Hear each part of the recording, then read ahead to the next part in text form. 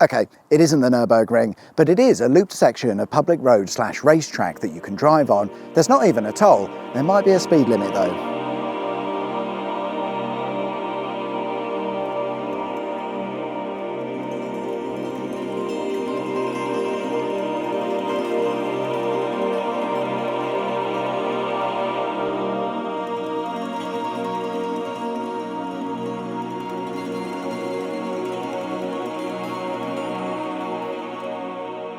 Today I've come to Oliver's Mount, a 500-foot high hill that overlooks the town of Scarborough.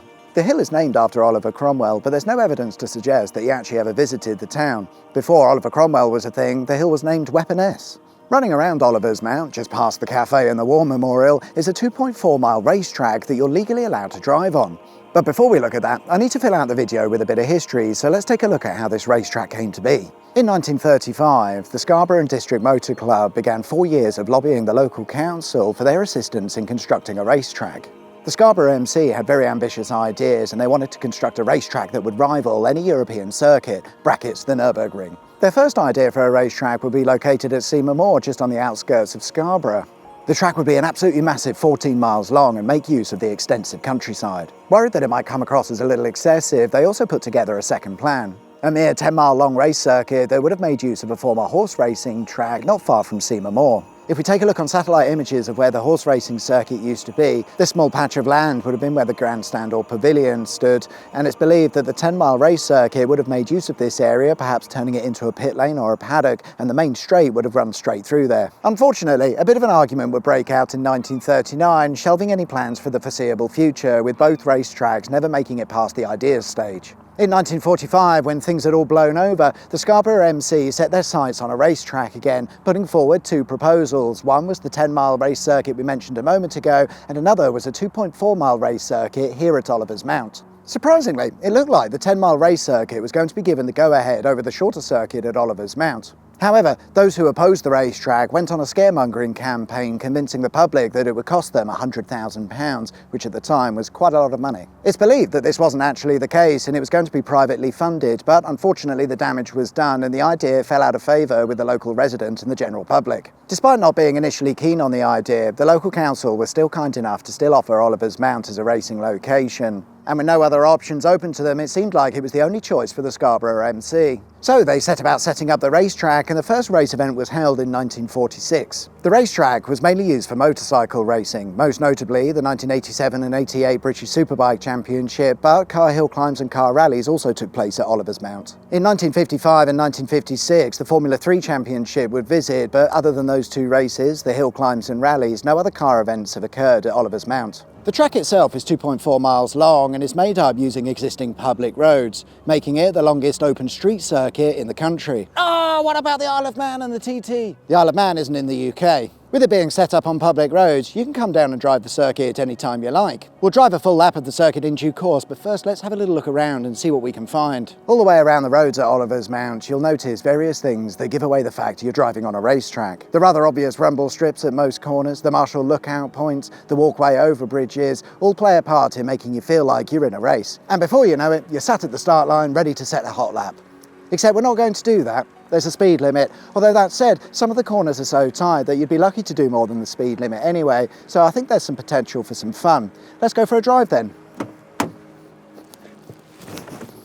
And we're off from the start line. This is the mere hairpin which goes round onto Sheen's Rise. Look how tight this is. Just coming up Quarry Hill now.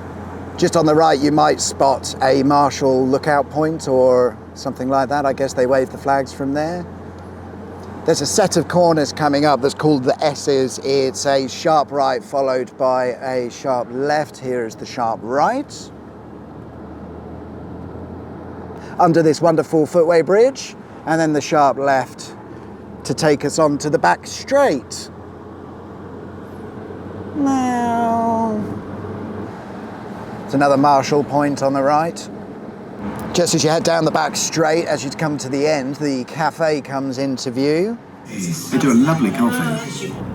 After the cafe, it's a hard left corner, and the Grade 2 listed War Memorial comes into view out front. Constructed in 1922 and names the 53 individuals who lost their lives during the First World War. The memorial was updated. Oh, this is a tight corner, we'll come back to that. The memorial was updated in the 50s to add further dedication to those who were lost during the Second World War and the Korean War. Bloody war. What is it good for? John, sorry to interrupt. I couldn't help but notice that's a radio mast. Yes, there's one of those as well. Do you want to take it from here? Yes, please, John. What we have here are transmitters and an antenna, the big white thing at the top, for various digital television services. Other infrastructure serves BBC National Radio 1, 2, 3 and 4 and Radio York. Interestingly, there's also a police radio system here which is fed by point-to-point microwave links and of course quite an extensive cellular or mobile phone antenna farm. And if John lets me back on one day, I'll explain what point-to-point microwave links are. Over to you, John. Thanks. Anyway, back to the track. So we just went round Memorial Corner and we're just coming up now on Drury's hairpin.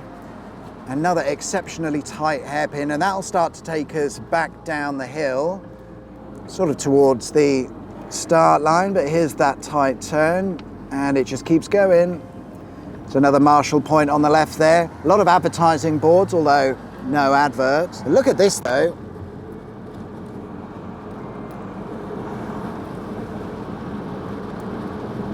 Is that not just beautiful? So as we come down the hill, we'll go under another footway bridge, and our approach is now towards Mountainside Hairpin. I think this is the tightest hairpin on the track, which, check this out, look, it's here, look, that's all you've got. You're then rewarded with a spectacular view out across the valley. There's a driver in the way, but yeah, we'll cut to some B-roll, no doubt. Jeffrey's jump now. As the name suggests, Jeffrey does a jump there, and it's now down the bottom straight. Oh, the view is beautiful, although if you were racing, you're not going to have time to enjoy it. So the bottom straight will take us back down towards the start line, but coming up is, well, I guess it's a tight chicane. It's called Farm Bends. I imagine this slows you down just before you get to the start line, but look at this, it brings you down here. It doesn't look it on camera, but it's a lot steeper going down and back up. And then, oh, look at that. You might even need another gear there, sir. There it is. And then back out onto the main straight and across the line. What a truly wonderful place this is. Okay, it's not the Nurburgring, and in the real world you'll be pootling along at 15 miles an hour, but I don't think that really matters. You can come here at your leisure and soak up the racetrack history and atmosphere. It's like a drive-through safari for racetracks. It's a drive-through museum. It's a piece of motorsport history that you can get up close and personal with. There is literally nowhere like this in the country, anywhere. For me, it's fantastic. It's the perfect day out for a motoring enthusiast. And if you're ever passing Scarborough, then maybe take a detour and come and see Oliver's Mount racetrack for yourself. Thanks very much for watching. I shall leave you with a full lap of the track from start to finish. Enjoy.